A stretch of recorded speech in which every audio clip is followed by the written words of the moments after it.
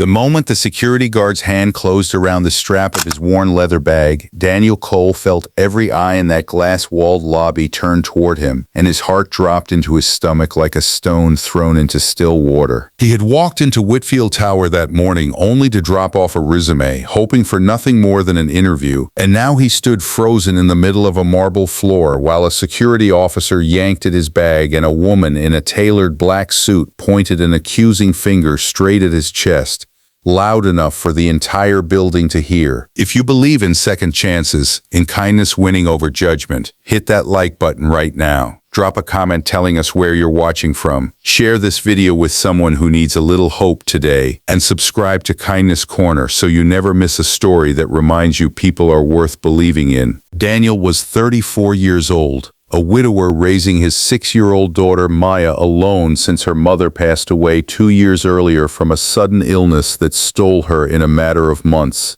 He worked 2 part-time jobs just to keep their small apartment, and today was supposed to be different. Today he had an appointment, a real one, with the HR department of Whitfield Enterprises, one of the largest logistics companies in the city.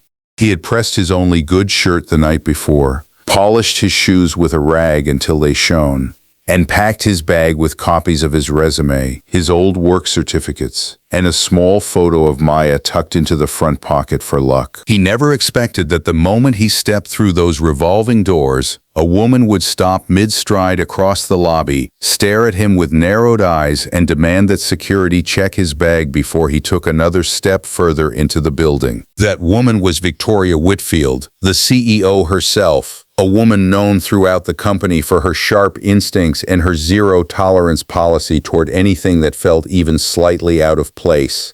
She had noticed him standing near the executive elevators, bag clutched tightly to his chest, and something about his nervous posture had triggered her suspicion. In her mind, a man dressed plainly, sweating slightly under the lobby lights, loitering near restricted access, was a risk she could not afford to ignore.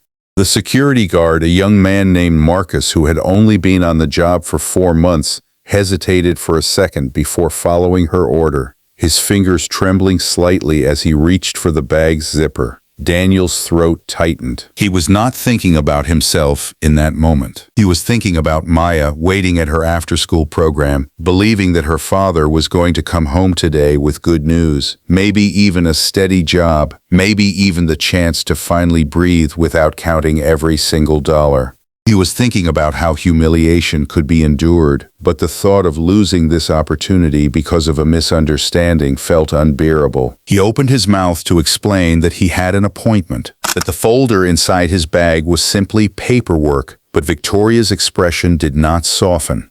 She had built her career by trusting her judgment over people's words, and years of boardroom battles had taught her to question everyone who did not fit neatly into her definition of professional. The lobby had gone quiet. Employees passing through paused to watch, phones already lifting halfway out of pockets, ready to capture whatever was about to happen next. It was in that frozen, breathless moment that an elderly man walking slowly with a cane stepped out from the small coffee kiosk near the seating area. He had silver hair, kind, tired eyes, and a presence that immediately made people straighten their posture without knowing why. He walked toward the small crowd, and the moment Victoria saw him, her stern expression cracked into something closer to disbelief. The elderly man was her father, Richard Whitfield, the very man who had founded the company 40 years earlier from a single delivery truck and a handful of loyal customers, before handing the empire over to his daughter 3 years ago when his health began to decline. He rarely visited the office anymore, but something had drawn him there that morning, some quiet instinct he could not explain even to himself.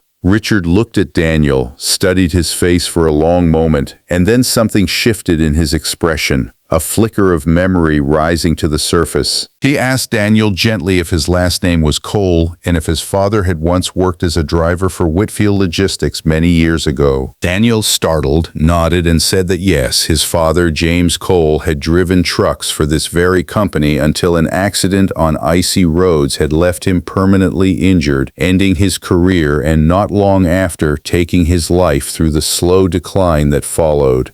Richard's eyes filled with a sorrow that had clearly been carried for decades. He explained, his voice trembling, that James Cole had once saved his life.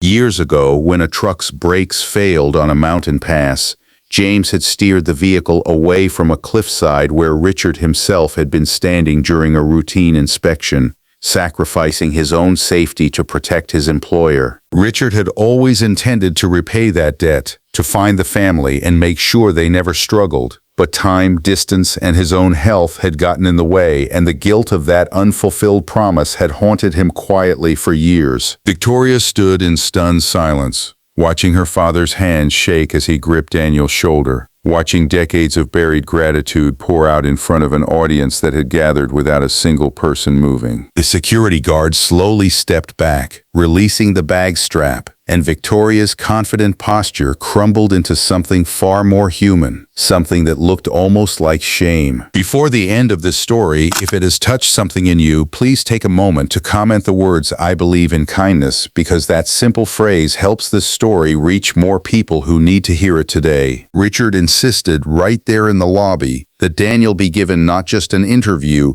but a proper position within the company, one with dignity and stability, as a way of finally honoring the debt his family had carried silently for years. Victoria, humbled and quietly moved by her father's tears, personally apologized to Daniel, admitting that judgment without understanding was the very thing her father had built this company to stand against. Weeks later, Daniel started his new role in the logistics department, walking into that same lobby each morning with his head held high, no longer clutching his bag out of nervous fear but resting it easily over his shoulder like any other employee, belonging exactly where he stood. Maya began sleeping more peacefully at night, no longer worried about her father's tired eyes after long shifts, and Daniel often found himself pausing near the lobby windows, remembering that morning when suspicion nearly closed a door that a hidden truth had been waiting to open all along. If this story moved you, if it reminded you that kindness and truth can undo even the deepest misunderstandings,